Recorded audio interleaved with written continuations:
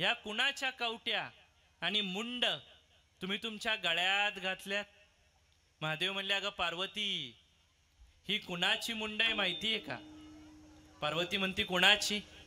म्हणले, अगं ही तुझीच मुंड आहे. पार्वती म्हटली, माझी? म्हणले, हो. सत पुनरपी मरणम याच्यामध्ये पार्वती तू अडकलेली आहेस. तुझं मला स्मरण व्हावं म्हणून प्रत्येक जन्मातलं एक एक मुंड मी माझ्या गळ्यात घातलंय आणि माझं तुला स्मरण व्हावं म्हणून त्या हळदी कुंकाच्या 2 सोन्याच्या वाट्या काळ्या मण्यांमध्ये म्हणले पार्वती तू तुझ्या गळ्यात घातल्या. देवा, ही माझी मुंड आहे? म्हणले, हो पार्वती, ही तुझीच मुंड आहे. पण देवा, माझा जन्म त्या आईच्या गर्भात 9 महिन्याचा प्रवास पार केला मग झाला, मग ही माझी मुंड कशी काय? महादेव म्हणले, अगं पार्वती, आईच्या गर्भात तू 9 महिनेच होती, पण हा जन्माचा सोहळा म्हणले 9 महिन्यांचा नाही, नाथांचा अंगण आहे. आणि आज तुला जन्माचाच सोहळा सांगणार आहे. म्हणले, हा जन्म 9 महिन्यांचा नाही पार्वती, म्हणले 12 महिन्यांचा जन्म आहे. 12 महिन्यांचा? म्हणले, हो. म्हणून त्या जन्माला नंतर काय पूजली? म्हणले 12वी पूजली. आणि गेल्यावर काय आहे? म्हणले 13वा आहे. 12वी म्हणजे काय? 12 दगडींची पूजा, 5 ज्ञानेंद्रिय, 5 कर्मेंद्रिय, 1 मन आणि 1 बुद्धी, या 12 दगडींची पूजा म्हणजे 12वी आहे. आणि गेल्यावर मात्र म्हणले 13वा आहे. कारण की 10व्या नंतर या आत्म्याचा प्रवास चालू होतो आणि हा आत्मा वर्षभर प्रवास करतो आणि 16 गावांना जातो. आणि ह्या वर्षभरामध्ये महिने किती लागतात? म्हणले 12. मग 12वी झाली पाहिजे. म्हणले, नाही ना, त्याच वर्षात जर अधिक मास आला, धोंड्याचा महिना आला, तर 1 महिना वाढतो. म्हणून तर एका वर्षाची 12 जण आणि अधिक मासाचा 1 अशी 13 जण 13व्याच्या दिवशी जेवायला घालायची आणि 12व्याच्या दिवशी 12 दगडी पूजायच्या. पण देवा, तर मी 9 महिनेच होते, मग 3 महिने कुठं होते? महादेव म्हणले, अगं पार्वती, आईच्या गर्भात तू 9 महिनेच होती, पण 3 महिने कुठं होती माहितीये का? महादेव म्हणले, कुठं? अगं म्हणले, बापाच्या मस्तकात होती. 2 भुयांच्या मध्ये जे मणिपूर नावाचं चक्र आहे, त्या चक्रामध्ये म्हणले तू 3 महिने वास करत होती. म्हणून तर आज तुला जन्माचा सोहळा सांगणार आहे. महादेवाला पुसे पार्वती, सांगा गर्भीच्या खुणा, कशी केली देवा 9 महिन्याची रचना, कशी केली देवा 9 महिन्याची रचना.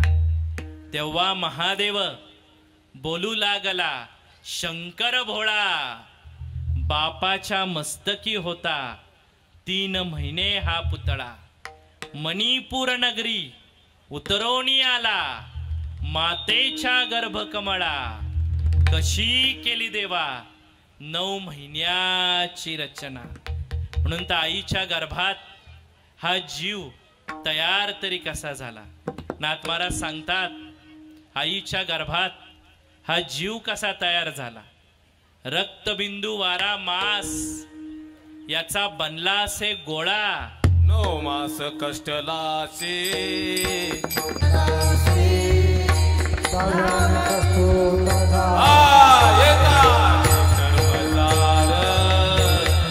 तुझे मानाड तुझे मानाड आकाश ध्याये मुख सुखी ध्याय मोख हरिहारा शरण जाये गोविंदा स्मरित हरिहारा शरण जाये गोविंद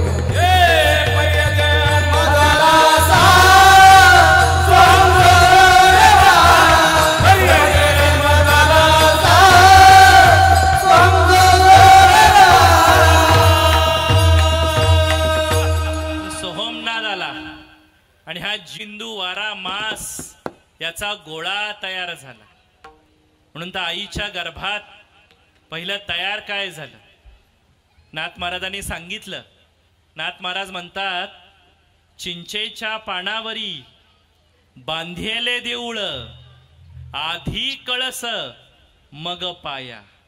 म्हणजे चिंचेच्या पानावरती देऊळ बांधायचंय आणि ते देऊळ कसं बांधायचंय आधी कळस मग पाया. म्हणून तर देऊळ बांधताना आधी कळस का आधी पाया म्हणले देऊळ बांधताना आधी पाया आहे.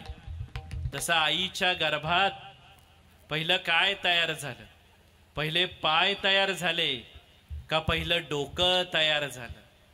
म्हणले आईच्या गर्भात म्हणले पहिले पाय नाही पहिलं डोकं तयार झालं. म्हणून तर बुक्का कुठं लावायचा कपाळावरती कुंकू कुठं लावायचं कपाळावरती. का बरं कपाळ कपाळ म्हणजे काय कपाळ म्हणजे बुद्धी आणि बुद्धी म्हणजे काय बुद्धी म्हणजे श्री गणेश आहे. म्हणून तर आईच्या गर्भात पहिले पाय नाही पहिलं डोकं तयार झालं. म्हणून तर देऊळ बांधताना आधी पाया आहे पण आईच्या गर्भात मात्र डोकं तयार झालं. नाथ म्हणतात अहो त्यांची खुनच उलटी आहे. नाथाच्या घराची उलटीच खुन हे नाथाच्या घराची उलटीच खुन पाण्याला लागली मोठी तहान हे पाण्याला लागली मोठी तहान हे नाथाच्या घराची उलटीच खुन नाथाच्या घराची उलटीच खुन हे नाथाच्या घराची उलटीच खुन उलटीच खुन उलटीच खून पाण्याला मोठी लागली तहान. आत घागर बाहेरची घागर नाही घरातली घागर नाही आत घागर बाहेर पाणी पाण्याला पाणी आले मिळवणी. आज मी एक नवल देखिले आणि वळचणीचे पाणी आढ्याला लागले. म्हणून तर आईच्या गर्भात पहिले पाय नाही पहिलं डोकं तयार झालं. म्हणून सर सलामत तो पगडी 50. म्हणून तर पहिली पूजा कोणाची गणपतीची. बुद्धीमध्ये कोण आहे श्री गणेश आहे. हृदयामध्ये कोण आहेत आत्माराम आहेत. मनगटामध्ये कोण आहेत हनुमंतराय आहे आणि पायामध्ये कोण आहेत शनिदेव आहे. हे 33 कोटी देव याच मंदिरात म्हणले वास करत आहे. म्हणून तिसऱ्या महिन्या माझी नेत्र पहाले चौथ्या महिन्या माझी हात पाय फुटले. पाचव्या महिन्या माझी पंच प्राण हो जाणा कशी केली देवा 9 महिन्याची रचना कशी केली देवा 9 महिन्याची रचना. म्हणून आईच्या गर्भात असताना 5व्या महिन्यात 5 प्राण तयार झाले. हे 5 प्राण कोणते प्राण अपान उदान व्यान आणि समान. हे प्राणाचे 5 प्रकार आईच्या गर्भात तयार झाले. म्हणून त्या जन्मानंतर काय पूजली म्हणले 5वी पूजली आणि गेल्यावर काय आहे म्हणले 10वा आहे. 5वी म्हणजे काय 5वी म्हणजे पाटा पूजायचा आहे. पाटा म्हणजे काय? पाटा म्हणजे दगड. जन्माला आल्यानंतर काय पूजला?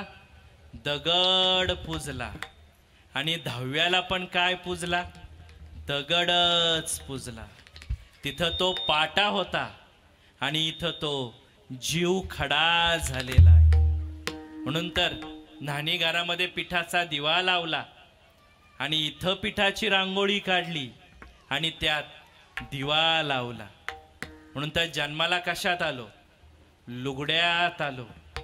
आणि शेवट कसा झाला? लुगड्यातच झाला. म्हणून तर बाळू तर कशाच आहे?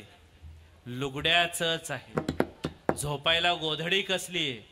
लुगड्याचीच आहे. आणि जाताना वारा कसला घातला?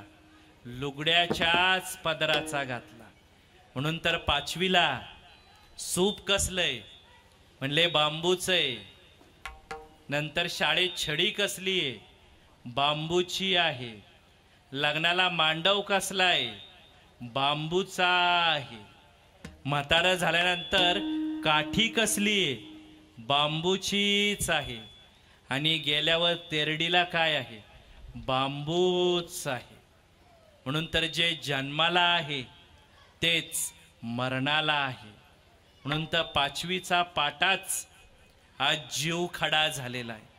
म्हणून तर त्या देवीला नैवेद्य कसला दाखवला? म्हणले दही भाताचा नैवेद्य दाखवला. म्हणून तर भाव जिथं आत येतो ना त्याला भात म्हणतात.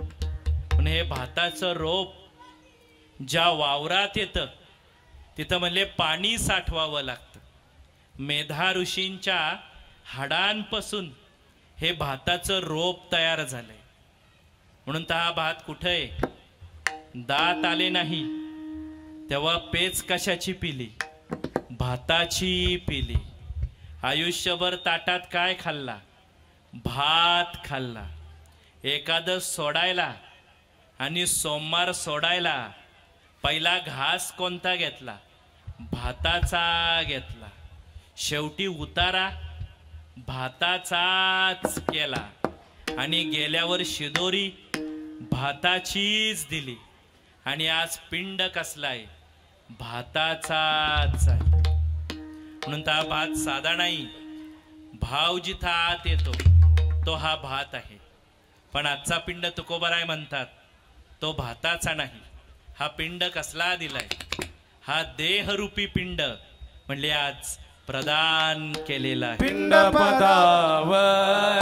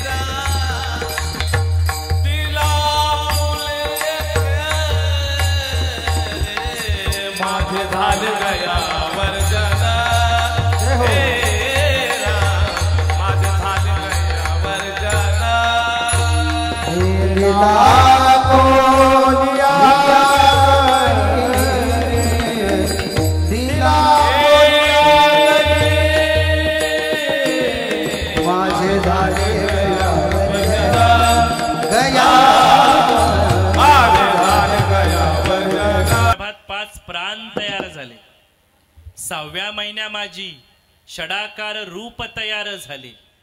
7व्या महिन्या माझी सप्तधातू नखे केस जाणा. 8व्या महिन्या माझी अष्टांग रूप तयार झाले.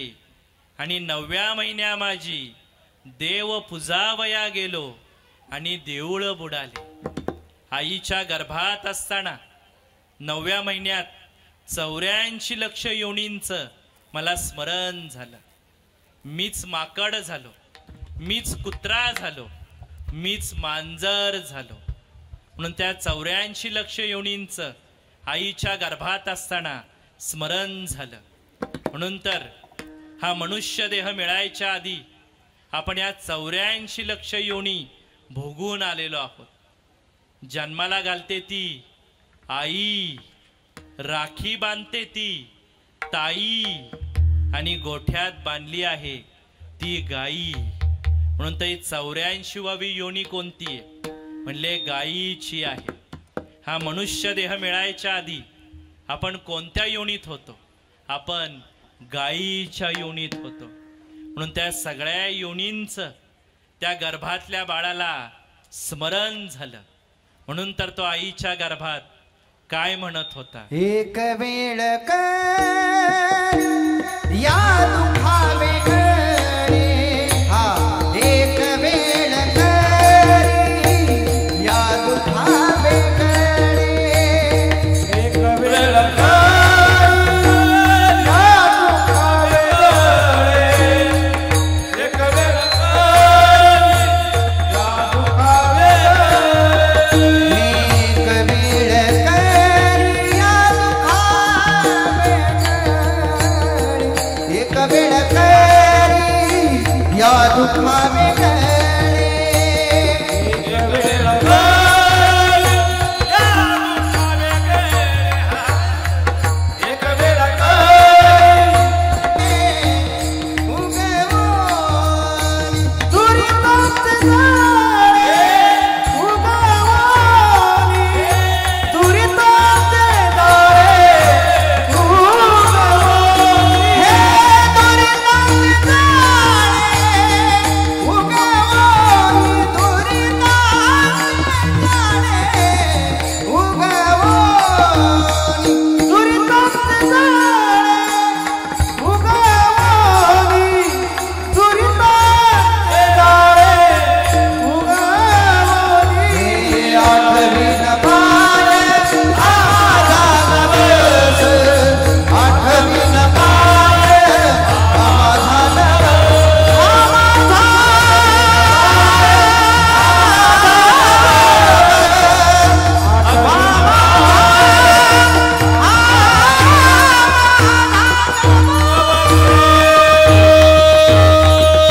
म्हणून आईच्या गर्भात तो जीव सोहम सोहम म्हणत होता, तू माझं सर्वस्व आहे, तू माझं सर्वस्व आहे.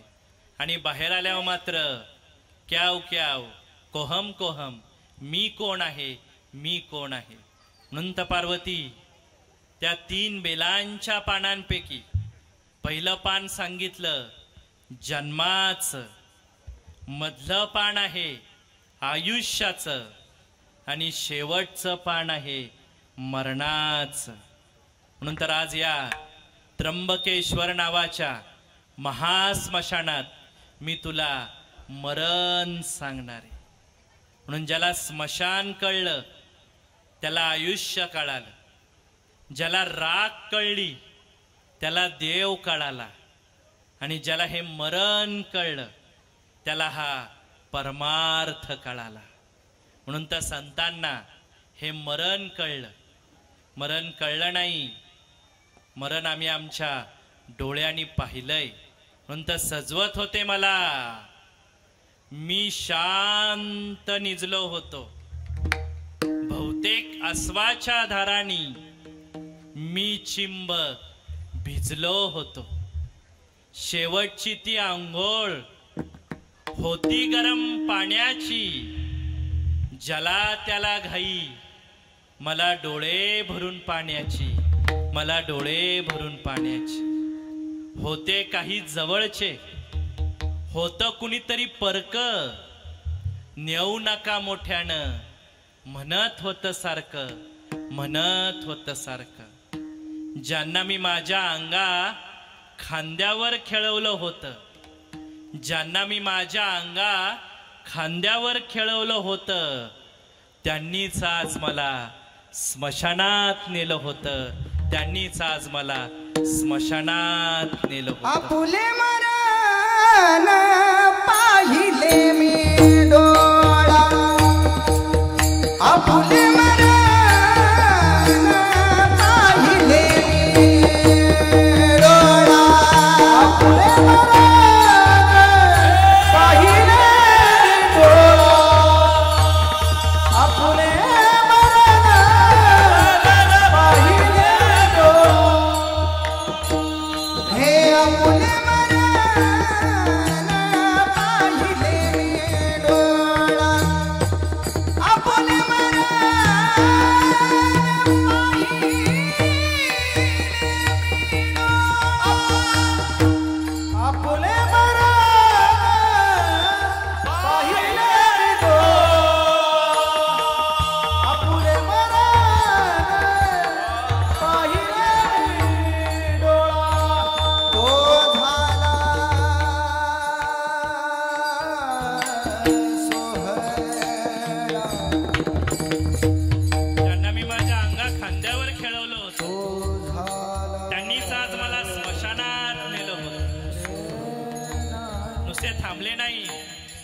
तिथं नेऊन सुद्धा माझ्यावर जीव लुटवत होते आणि जोर जोरात रडून सारे मला आठवत होते, सारे मला आठवत होते. अजून 4 लाकडं द्या, अजून 4 गौऱ्या द्या, म्हणजे त्यामध्ये भागेल. माझ्याच कुणीतरी विचारलं, अजून किती वेळ लागेल, अजून किती वेळ लागेल. सरणावर निजून सुद्धा मी मौन पाळलं होतं, मी मौन पाळलं होतं. आणि मला जीव लावणाऱ्यांनीच आज मला जाळलं होतं, आज मला जाळलं तो होतं. झाला सोहळा तो झाला सोहळा, तो झाला सोहळा अनुपम.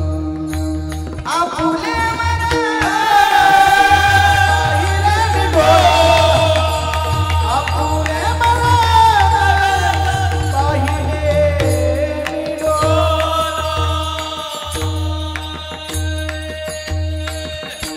या मरणावरती सुद्धा मी विजय मिळवलाय. मरण माझे मरून गेले, मज केले अमर. मी अमर झालोय. म्हणून तर माझं नाव काय आहे? माझं नाव अमरनाथ आहे. म्हणून जीव तर वर्षभरापूर्वीच गेला. मग आज पूजा कशाची? आज पूजा कशाची करायची? अरे जीव तर वर्षभरापूर्वीच गेला. मग आज त्या पिंडावरती काय बसलंय? त्या पिंडावरती ही अंतःकरणाची चतुष्पद बसली. मन, बुद्धी, चित्त आणि अहंकार. आज त्या भाताच्या पिंडावरती ही अंतःकरणाची चतुष्पद बसलेली आहे. म्हणून तर प्रत्येकामध्ये मन आहे, पण ते दिसत नाही.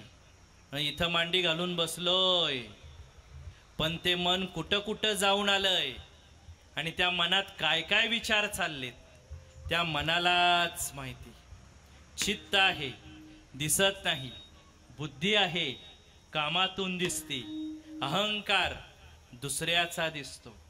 म्हणून तर पहिल्या दिवशी जीव कुठं होता? म्हणले घरात होता. म्हणून पिठाची रांगोळी काढली आणि त्यात दिवा लावला.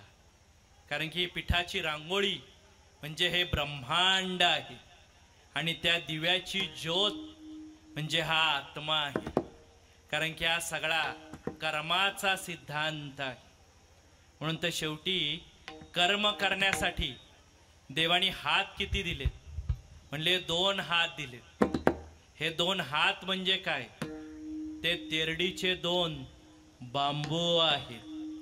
म्हणून पहिल्या बांबूचं नाव आहे चंड आणि दुसऱ्या बांबूचं नाव आहे प्रचंड. शेवटी काय केलं? सुपामध्ये धान्य घेतलं आणि त्यात हात ठेवला. आता हाताने खायचं नाही, आता फक्त दान आहे. म्हणून तर आज काय आहे? पिंडदान आहे. आज काय आहे? ज्ञानदान आहे.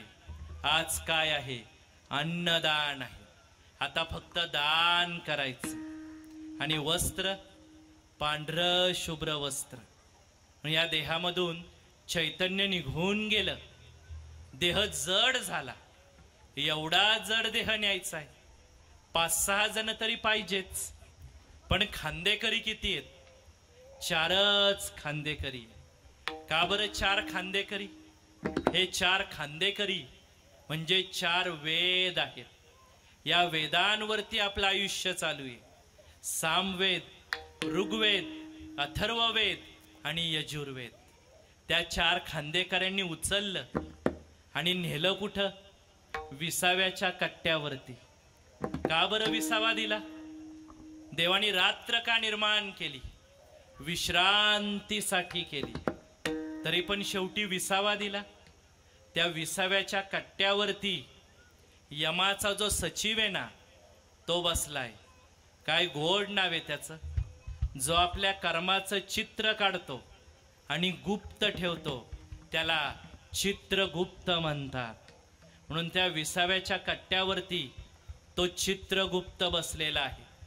आयुष्यभर केलेल्या पाप पुण्याची जी गोळाबेरीज आहे तो चित्रगुप्त 20व्याच्या कट्ट्यावरती करतोय. म्हणून तिथं खडा लावला, खांदेकरी बदलले आणि या देहाला सरणावरती ठेवलं. म्हणून तर शेवटी ही सगळी पूजा कोण करतं?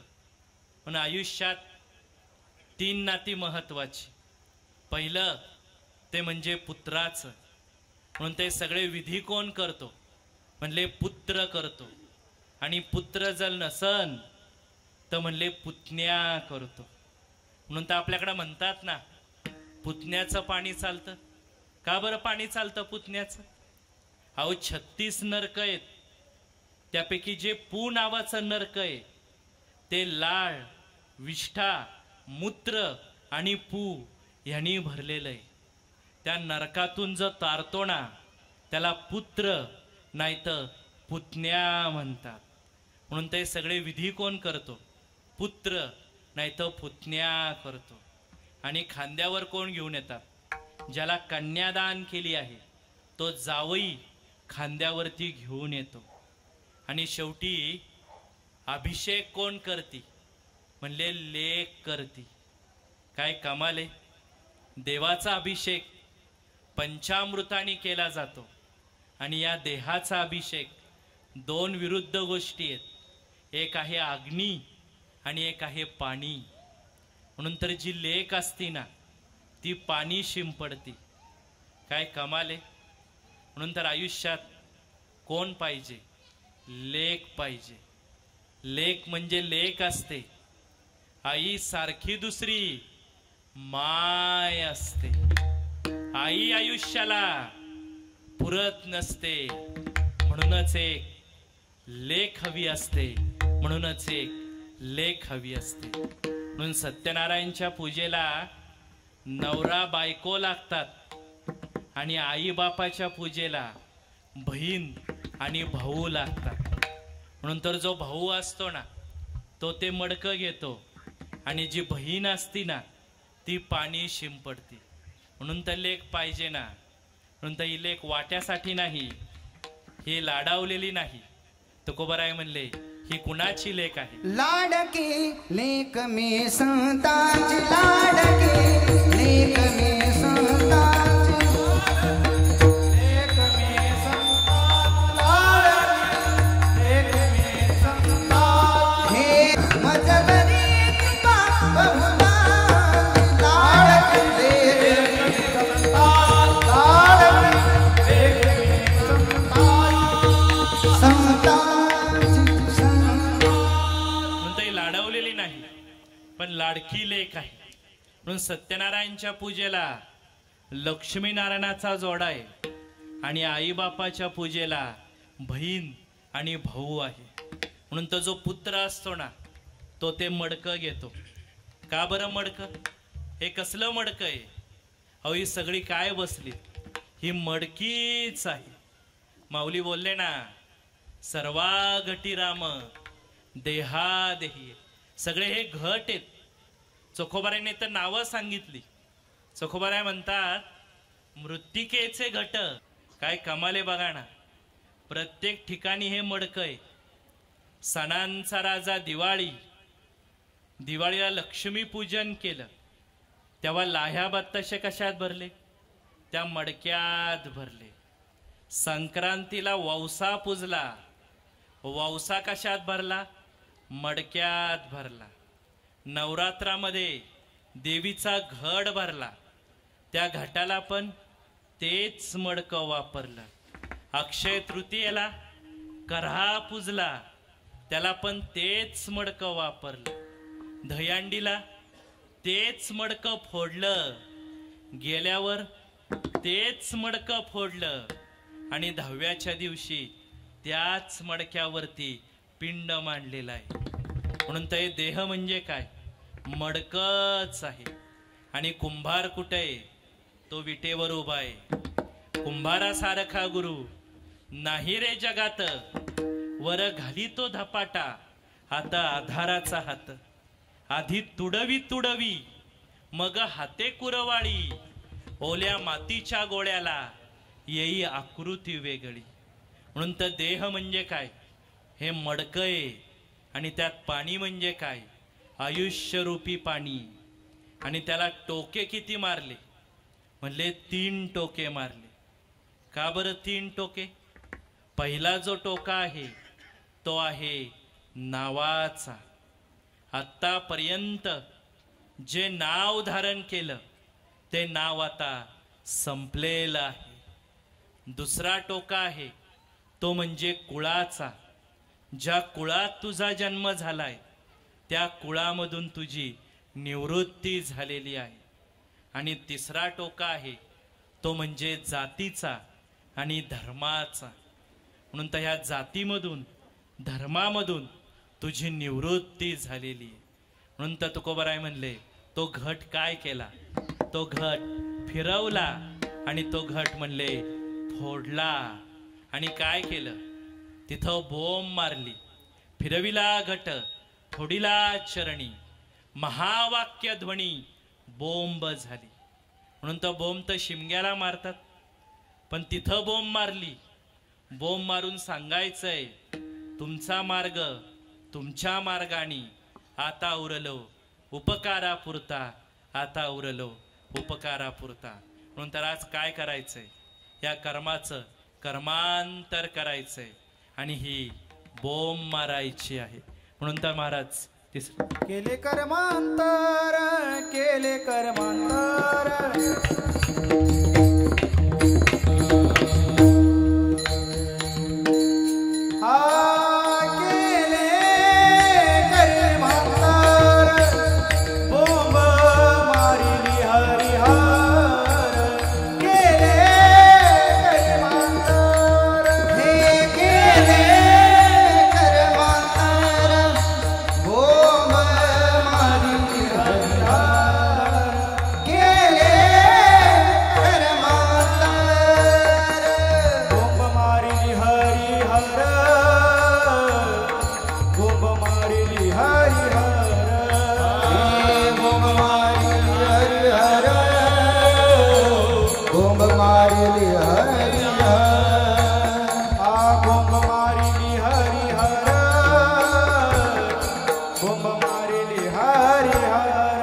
हरि हर बोंब मारी हरि हर बोंब मारी हरि हर.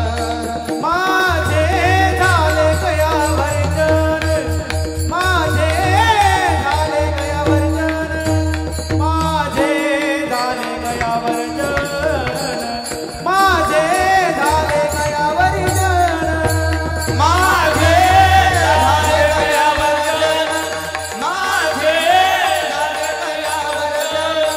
माझे झाले गया वर्जन, माझे झाले गया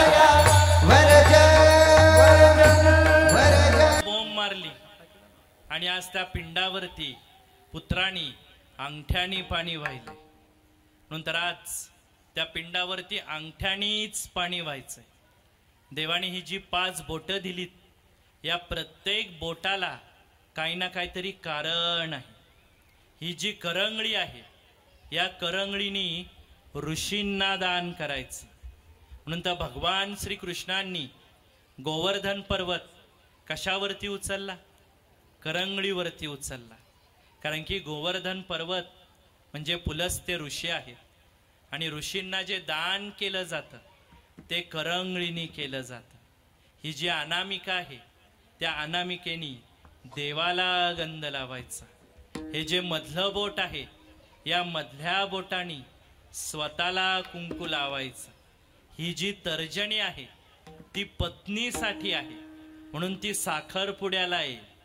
आणि हा जो अंगठा आहे ना, हा अंगठा पितरांसाठी आहे.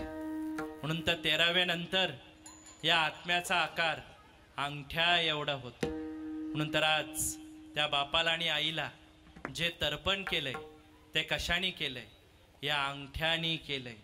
आणि आज अंगठ्याने तर्पण केलं आणि जे पितरांचं ओझ होतं तुकोबराय म्हणले ते आज तुका म्हणे माझे तुका म्हणे माझे तुका म्हणे माझे तुका म्हणे माझे तुका म्हणे माझे तुका म्हणे माझे हे तुका म्हणे माझे तुका म्हणे माझे तुका म्हणे माझे तुका म्हणे माझे भारभूत रले माझे भारभूत रले ओझे भारत रे ओझे भारत रे ओझे हे माझे झाले गयावर जन माझे झाले गयावर जन माझे झाले गयावर जन माझे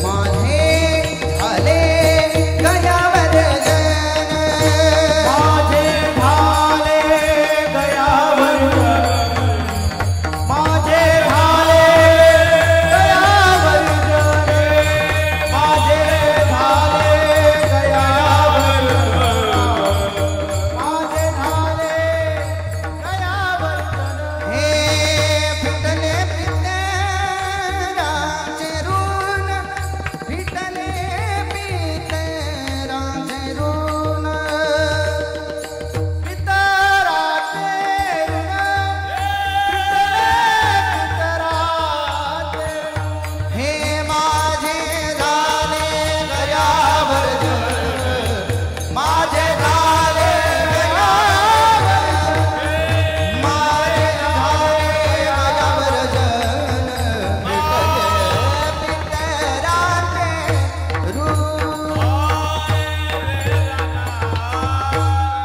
पवित्र अशा तीर्थक्षेत्रामध्ये हनुमंतरायांच्या अंगणामध्ये आज हा मुक्तीचा सोहळा संपन्न होतोय. म्हणून तर वारीला आता काही दिवस राहिलेले आहेत आणि वारीचा हा पूर्व संध्या आहे. म्हणून तर ज्याच्यावरून ज्ञानेश्वरी लिहिली त्या भगवद्गीतेला अध्याय किती? 18. ज्ञानेश्वरीला अध्याय किती? 18. ही पुराण किती? 18. आणि वारकरी संप्रदायाची जी कुलस्वामिनी आहे, माऊलींची कुलस्वामिनी आई सप्तशृंगी देवी, या देवीला हात किती? 18. आणि जी पंढरीची वारी येणार आहे त्या वारीला दिवस किती? 18. असा वारीचा पर्वकाळ सुरू होतोय. आणि त्या पर्वकाळीच्या पूर्व संध्येला या त्र्यंबकेश्वर नावाच्या महास्मशानामध्ये आज हा मुक्तीचा सोहळा संपन्न होतोय. म्हणून तर 5 विठोबा आहेत.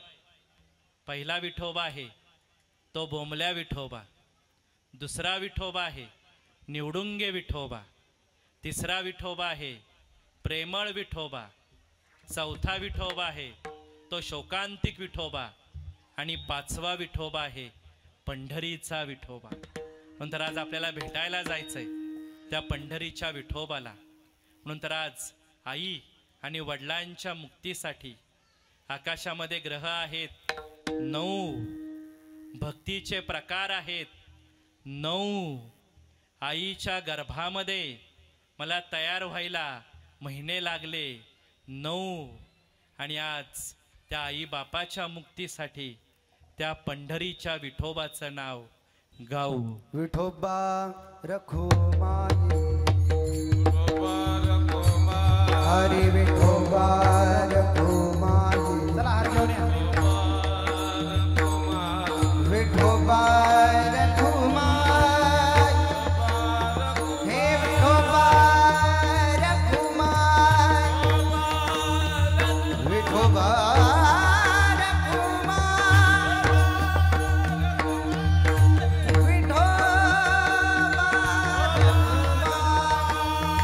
विठोबा रखो माये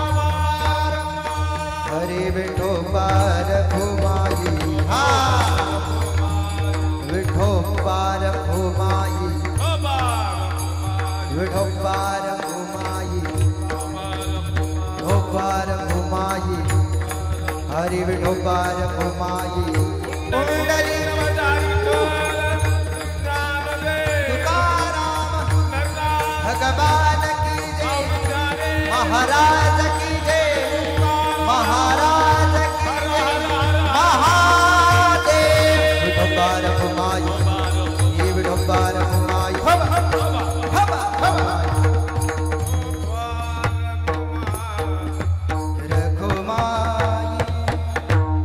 जिजाऊ तुम्ही नसता तर नसते दिसली अंगणात तुळस. जिजाऊ तुम्ही नसता तर नसते दिसले राऊळाचे कळस. जिजाऊ तुम्ही नसता तर नसते दिसले सुहासिनींच्या कुंकू भाळी. पतिव्रतांच्या किंकाळ्या मग विरल्या असत्या रानोमाळी रानोमाळी. या स्वराज्याची निर्मिती ज्या राजमातेच्या प्रोत्साहनाने झाली, ऊर्जेने झाली, त्या जिजामाता त्यांनी आज शिवबांना घडवलं. आणि आज ज्या आईचं स्मरण करायचंय त्या आईचं नाव सुद्धा जिजाबाई आहे. आणि आज सारे वडील यांचं नाव दत्तात्रय. तसे दत्तांना 3 पुत्र त्रिगुणात्मक झाले, तसे आज दत्तात्रयांमुळं मी राव झालो. हा जो मुलगा सांगतोय त्यांचं नाव आहे रावसाहेब. आज आई वडिलांचा शोक करतोय ते आहेत अशोक. आणि आज आई वडिलांचं स्मरण करून ज्याने आळंदीमध्ये ज्ञानपीठ उभं केलं त्यांच्या नावातच ज्ञान आहे, ते आहेत ज्ञानेश्वर. म्हणून तर असणारे हे 3 पुत्र, सगळा हा नातवंडांचा परिवार असणारे पुतणे, संपूर्ण हा परिवार, त्या परिवारातून या 2 तत्वांचं जाणं झालं. नंतर आज या 2 तत्वांना हा मुक्तीचा सोहळा संपन्न होत आहे. म्हणून तर बाप जो सहन करतो संसाराचा ताप, ज्याला लागलेली असते कष्टाची धाप, जो मारतो पाठीवरती कौतुकाची थाप, हा घराचा नाही तर जगाचा बाप, जगाचा बाप. जगी ऐसा बाप भावा जगी ऐसा बाप भावा जगी ऐसा बाप भावा हो जगी ऐसा बाप भावा. त्या आईला आज हे दान आहे. उभारिले देऊळ देवळामध्ये बसले नंदी. आकार निराकार पाया रचिला चिरेबंदी. ओहम सोहम बांध विठ्ठल विठ्ठल. हरी विठ्ठल विठ्ठल विठ्ठल विठ्ठल विठ्ठल विठ्ठल विठ्ठल. उभारिले देऊळ देवळामध्ये बसले नंदी. आकार निराकार पाया रचिला चिरेबंदी. ओहम सोहम बांधुनी दोर हकारली मोट. आयुष्याचा नाडा नारायणाने वळला बळकट. 32 राजे हलो हलाहल बसले असे स्पष्ट. त्यामध्ये एक नागिन बोलत असे स्पष्ट. 9 दरवाजे ती जाती त्यांना कुणाना बंदी. 10वा दरवाजा बंद राहिला उघडेल कधी. नाथ महाराज म्हणतात हे देऊळ उभं केलंय आणि या देवळामध्ये ओहम सोहमच्या 2 दोऱ्या बांधल्यात. नंदीला बसवलंय आणि आतमध्ये कोण आहेत म्हणले 32 राजे आणि मध्ये वळवळ करणारी एक नागिन आहे. म्हणून ते 32 राजे म्हणजे 32 दात आहेत आणि मध्ये वळवळ करती जी नागिन आहे ती ही जीभ आहे. ही जीभ विष सुद्धा टाकते आणि ही जीभ अमृत सुद्धा टाकते. म्हणून ज्याने जीभ जिंकली त्यांनी जग जिंकलं. मग या जिभेतून काय पडलं पाहिजे? अमृतच पडलं पाहिजे. पण साच आणि मवाळ मितुल्या आणि रसाळ शब्द जैसे कल्लोळ अमृताचे. पण तुका म्हणे वाणी शुद्ध जनार्दन जनी. आणि नाथ महाराज म्हणतात ह्या मंदिराला 9 दरवाजे. कोणते वर 9 दरवाजे? 2 डोळे, 2 नाकपुड्या, 2 कान, 1 तोंड आणि मलमूत्र. म्हणून जेव्हा आत्माराम बाहेर पडला ना, याच द्वारातून बाहेर पडला. म्हणून तर आम्ही म्हणलो ना, जीव कशातून गेलाय? जीव म्हणले तोंडातून गेलाय. जीव कशातून गेलाय? जीव म्हणले डोळ्यातून गेलाय. म्हणून 9 दरवाजे ती जाती, त्यांना कुणाना बंदी. 10वा दरवाजा बंद राहिला, उघडेल कधी. म्हणून हा 10वा दरवाजा कसलाय? हा 10वा दरवाजा आहे ज्ञानाचा. आणि हा ज्ञानाचा दरवाजा कोण उघडणार? यांच्या नावामध्ये ज्ञान आहे, ते ज्ञानोबाराय हा ज्ञानाचा दरवाजा उघडणार आहे. त्या ज्ञानोबारायांचा जय जयकार करूया. ज्ञानोबाराया माझा तुकोबाराया.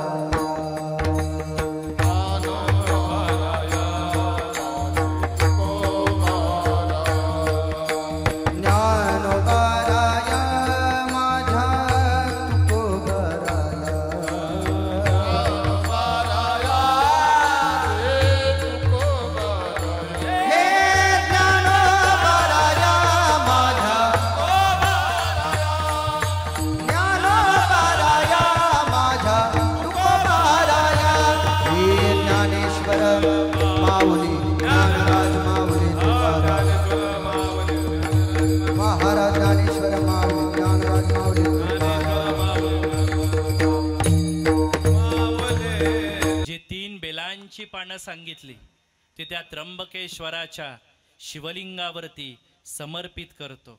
आजची सेवा आमच्या स्नेह परमार्थ स्नेही हरिभक्त परायण भागवताचार्य महामंडलेश्वर ज्ञानेश्वर महाराज गवळी यांनी मला दिली. त्यांचं ऋण व्यक्त करतो. आईंशी असणारा संबंध, नेहमी आळंदीला गेलं की त्यांच्या धर्मशाळेवरती जायचं. संत सावतामाळी अशी असणारी वारकरी शिक्षण संस्था, या संस्थेमध्ये असंख्य विद्यार्थी हे शिक्षण घेत आहे. म्हणून त्या आळंदीमध्ये ज्या नावाजलेल्या शिक्षण संस्था आहे, त्यापैकी एक नावाजलेली शिक्षण संस्था म्हणजे ही गवळी महाराजांची शिक्षण संस्था आहे.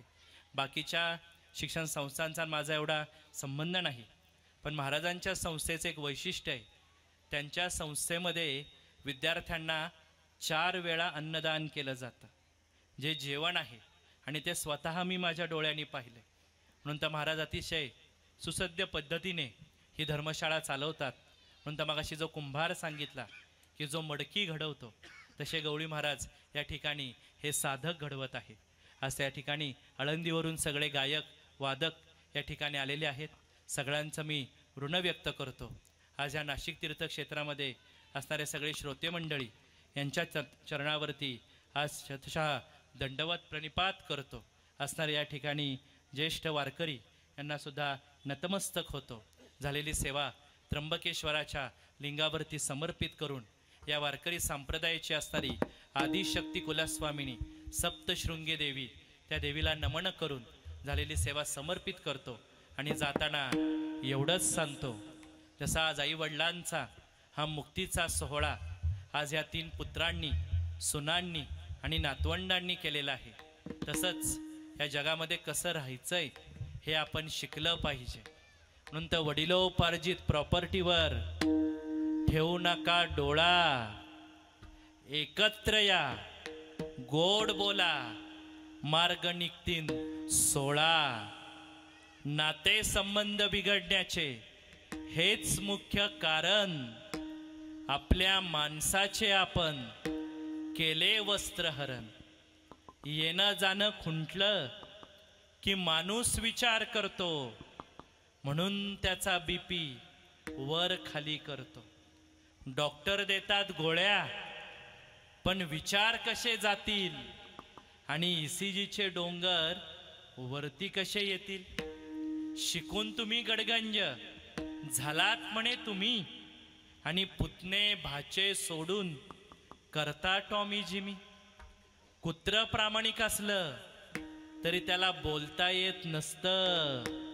मन मोकळं करण्यासाठी जिवंत माणूसच लागतं, जिवंत माणूसच लागतं. म्हणून बहिणीकडे जात जा, बहिणीकडे जात जा, भावालाही बोलवा, वहिनीला मान द्या, सारी नाती खुलवा.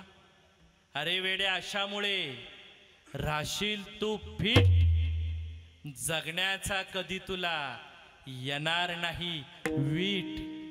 आणि ज्याच्या पायाखाली आहे ना वीट, तो पाहेन तुला नीट, तो पाहेन तुला नीट, तो पाहेन तुला नीट. विठ्ठल जय जय विठ्ठल. हा बोललेले कोरे बेडे बाकुडे उत्तरे करा क्षमा परात महाराज निश्चित नाही विचारिला ते करा बोला करा क्षमा परात महाराज तुका म्हणे ज्ञानेश्वर रका पाया पाशी करा क्षमा परात महाराज ज्ञानदेव ज्ञानदेव कुंडली कबरदारी विठ्ठल श्री ज्ञानदेव तुकाराम पंढरीनाथ भगवान की जय. टाळकरी बसा. धन्यवाद. सुंदर अशी कीर्तनरूपी सेवा महाराजांनी आज आपल्या समोर सादर केली. कैलासवासी जिजाबाई दत्तात्रय गवळी, त्याचप्रमाणे त्यांचे पती दत्तात्रय लक्ष्मण गवळी यांच्या प्रथम वर्ष श्राद्धाच्या निमित्तानं ही कीर्तनरूपी सेवा आज महाराजांनी आपल्या समोर सादर केली. मी श्री प्रभाकर घरटे सर सांभोडे यांना विनंती करतो की त्यांनी श्रद्धांजलीपर 2 शब्द व्यक्त करायचे आणि त्यांनी स्टेजकडे यायचे.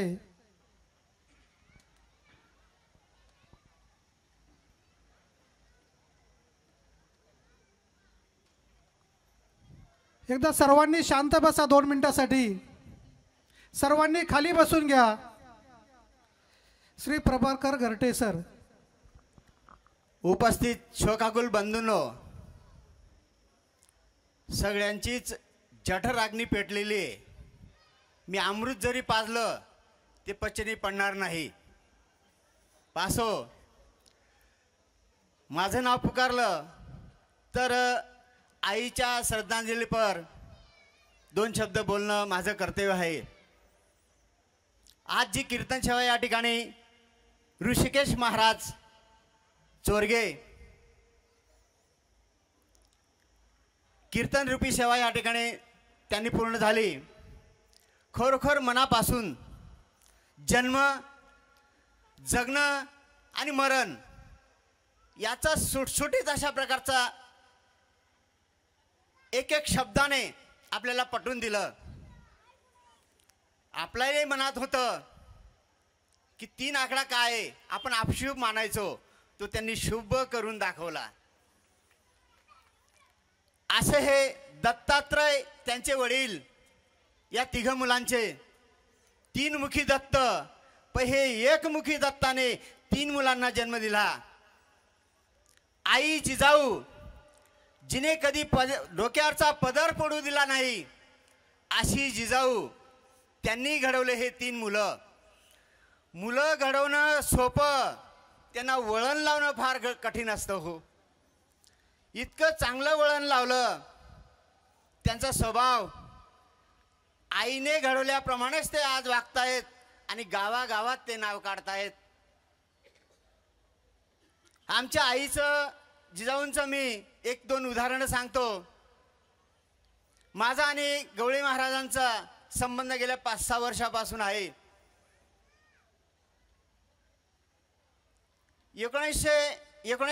2019ला आम्ही यात्रेला गेलो. अनेक यात्रा झाल्या, 4 धाम यात्रा झाल्या. आई आमच्याबरोबर असायच्या.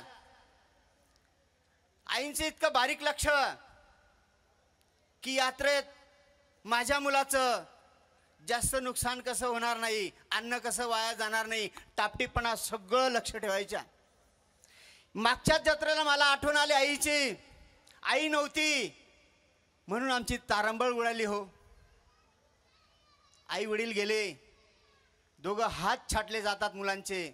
तशीच परिस्थिती आमच्या महाराजांची सुद्धा झाली.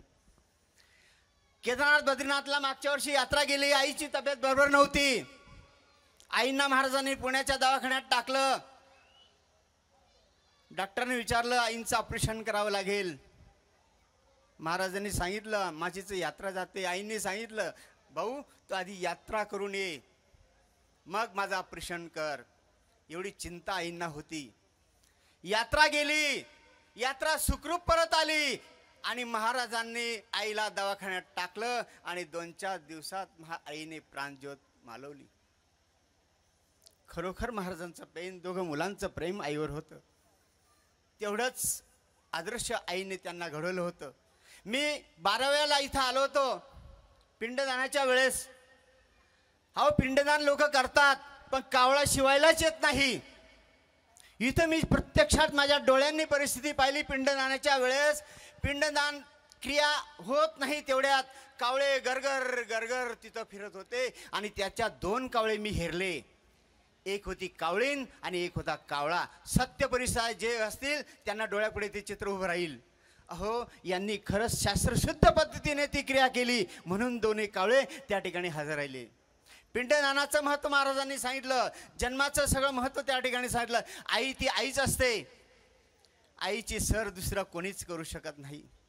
जरी महाराज वयाने आज 30, 35, 40, 45 वर्षे झाले असतील पण आईची आठवण ही क्षणोक्षणी येत राहील.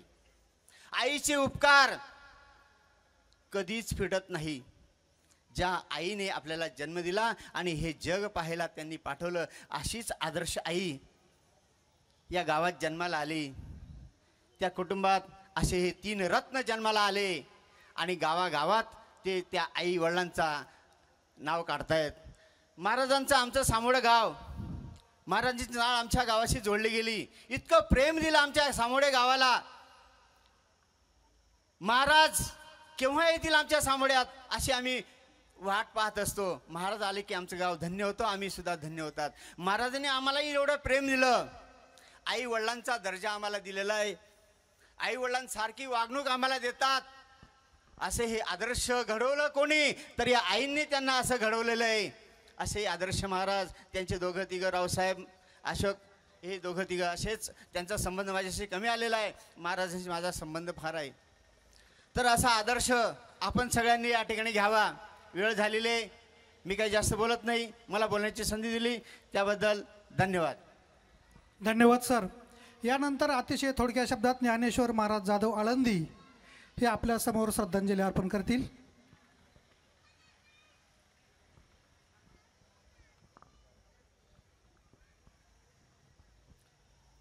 अंतकाले जे मामेव स्मरण मुक्त्वा कलिवरम य प्रयाती समदभावम याती नास्तेत्र संशया. शेवट तो भला माझा भाऊ गोड झाला किंवा याजसाठी केला होता अट्टहास शेवटीचा दिस गोड व्हाव. आज या ठिकाणी वर्षश्राद्धाच्या निमित्ताने खऱ्या अर्थाने सर्व आपतेष्ट महाराज मंडळी, आदरणीय महाराज सर्वजण या ठिकाणी उपस्थित झाले. श्री हरिभक्तिपरायण ऋषिकेशजी महाराज चोरगे महाराजांनी अतिशय पिंडपदावरी तिला आपली आकरी गोड अशा प्रकारचं चिंतन महाराजांनी दिलं. महाराजांची वाणी खऱ्या अर्थाने महाराजांना पदवीच आहे तर वाणीभूषण. प्रत्येक शब्द वेचून घ्यावा अशा प्रकारची महाराजांची वाणी आहे आणि खूप गोड अशा प्रकारचं महाराजांनी प्रबोधन या ठिकाणी केलेलं आहे. म्हणून या ठिकाणी आज आईंनी जी काही जीवनामध्ये सेवा केली आणि त्या सेवेचा परिपाक आज हे सर्व दिग्गज महाराज मंडळी या ठिकाणी उपस्थित आहेत. कारण तो त्या सेवेचा परिणाम आहे. एरवी कोणालाही वेळ भेटत नाही, परंतु आईंनी निष्काम सेवा केली त्यांच्या जीवनामध्ये. आम्ही बघितलं आहे आळंदीमध्ये ज्ञानेश्वरी पारायण, ज्ञानोबारायांचं दर्शन आळंदीमध्ये आल्याच्या नंतर आईचं नियमाने असायचं. आणि लई महिनाभर खूप दिवस झाले भेटलो नाही तर अण्णा तुम्ही दिसले नाही, कुठे गेले? महाराजही कुठे गावाला वगैरे गेले, 8-8 दिवस बाहेर गेले किंवा बाहेर गेले, अण्णा दिसले नाही, अण्णा आले नाही. म्हणजे एवढी आईंना तळमळ होती आणि खूप काळजी करायच्या. आईंच्या जाण्याने खरोखर या ठिकाणी आपल्याला खूपच दुःख झालेलं आहे. परंतु या आईच्या जाण्याने आणि या कीर्तनाच्या महोत्सवामध्ये एकच सांगेन, सकळ तीर्थाची या धुरे जे का माता पितरे तया शेवेशी शरीरे लोन कीजे. विद्याभिवादन शिलश्च नित्य वृद्धोपशेविना चत्वारी तस्य वर्धन्ते आयुर्विद्या यशोबलम. अशा प्रकारची आयु विद्या यश बल आपल्या जीवनामध्ये जर प्राप्त व्हावं वाटत असेल तर जशी रावसाहेब भाऊ असतील, अशोक भाऊ असतील, ज्ञानेश्वर महाराज असतील, यांनी जशी आईवडिलांची सेवा केली तशीच आपल्याही जीवनामध्ये सेवा घडावी अशी अपेक्षा व्यक्त करतो आणि थांबतोय. रामकृष्ण हरी. धन्यवाद महाराज. स्वर्गीय जिजाबाई दत्तात्रय गवळी त्याचप्रमाणे दत्तात्रय लक्ष्मण गवळी यांच्या प्रथम वर्षश्राद्धाच्या निमित्तानं वाणीभूषण हरिभक्तपरायण ऋषिकेश महाराज चोरगे यांनी अतिशय सुंदर असं सुश्राव्य कीर्तन आपल्यासमोर सादर केलं. मी महाराजांचं पिंपरी ग्रामस्थ व गवळी परिवारातर्फे विशेष आभार व्यक्त करतो. महाराजांच्या या सुंदर अशा कीर्तनाला ज्यांनी गायनाची साथ दिली असे हरिभक्तपरायण भागवत महाराज भाग्यवंत, त्याचप्रमाणे हरिभक्तपरायण ज्ञानेश्वर महाराज वाघमोडे, हरिभक्तपरायण हरी महाराज जराड, हरिभक्तपरायण ज्ञानेश्वर महाराज जाधव, हरिभक्तपरायण प्रल्हाद महाराज गाडगे व हरिभक्तपरायण काकड महाराज यांनी ही अतिशय सुंदर अशी साथ दिली. त्या सर्वांचं मी आभार व्यक्त करतो. या कीर्तनरूपी सेवेसाठी मृदुंगाची अतिशय सुंदर अशी साथ लाभली ते हरिभक्तपरायण मुरलीधर महाराज गावडे, त्याचप्रमाणे हरिभक्तपरायण स्वामी महाराज व हरिभक्तपरायण भोईटे महाराज या मृदुंगाचार्यांचे मी विशेष आभार व्यक्त करतो. त्याचप्रमाणे हा अतिशय सुंदर असा आवाज ज्यांनी आपल्यापर्यंत पोहोचवला ते साऊंड सिस्टीमचे संचालक, त्यांचेही मी विशेष आभार व्यक्त करतो. आजच्या या कार्यक्रम प्रसंगी अतिशय सुंदर अशी भजनाची साथ देणारं पिंपरी भजनी मंडळ, त्याचप्रमाणे पंचक्रोशीतील उपस्थित असलेलं भजनी मंडळ, या भजनी मंडळाचे मी गवळी परिवार व पिंपरी ग्रामस्थ यांच्यातर्फे आभार व्यक्त करतो. आजच्या या कार्यक्रमासाठी उपस्थित असलेल्या सर्व पाहुणे मंडळींचं आणि आपण हे कीर्तन श्रवण केलं अतिशय शांततेत, त्या सर्वांचंही मी आभार व्यक्त करतो. आणि यानंतर 2च मिनिटासाठी हरिभक्तपरायण ज्ञानेश्वर महाराज गवळी आपल्या आईवडिलांच्या संदर्भात 2 शब्द व्यक्त करणार आहे. मी आमंत्रित करतो गवळी महाराजांना.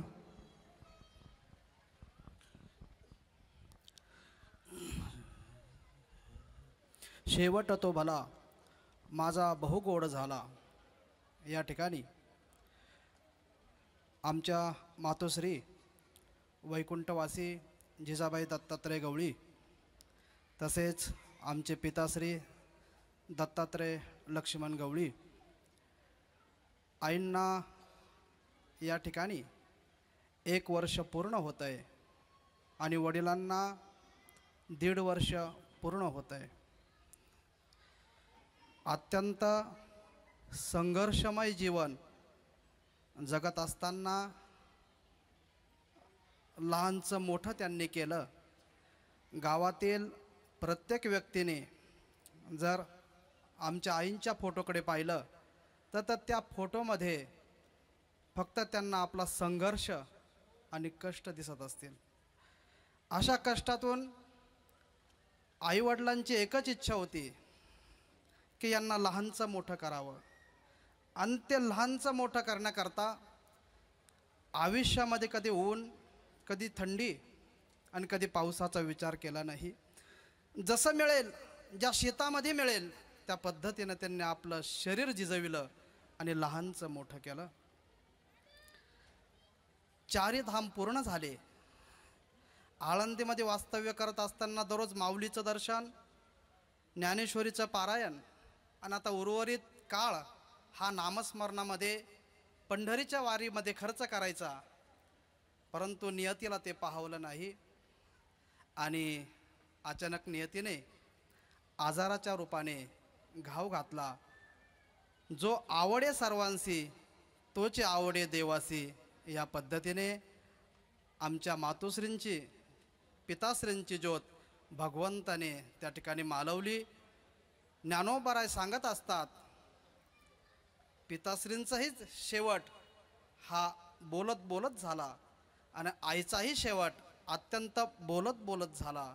म्हणून ज्ञानोबाराय सांगतात, का झाकलीय घटीचा दिवा नेनो झाला केदवा, आयशा रीती पांडवा जो देह ठेवी. अशा पद्धतीने त्या दोघांनीही आपला देह या ठिकाणी ठेवून या जगाचा निरोप घेतलेला आहे. भगवान पांडुरंगाला, ज्ञानोबाराय तुकोबारायांना, संत सावता महाराजांना एवढीच प्रार्थना आहे की या दोघांचीही ज्योत आपल्या ज्योतीमध्ये विलीन करावी. हीच श्रद्धांजली, हेच त्या ठिकाणी मी माझी भावना व्यक्त करतो. माझ्या शब्दांना या ठिकाणी पूर्ण विराम देतो. रामकृष्ण हरी. धन्यवाद महाराज. यानंतर उपस्थित पाहुण्यांना नम्र विनंती आहे की भोजनाची व्यवस्था समोरच्या मंडपात केलेली आहे. सर्वांनी भोजनासाठी तिथे उपस्थित राहा.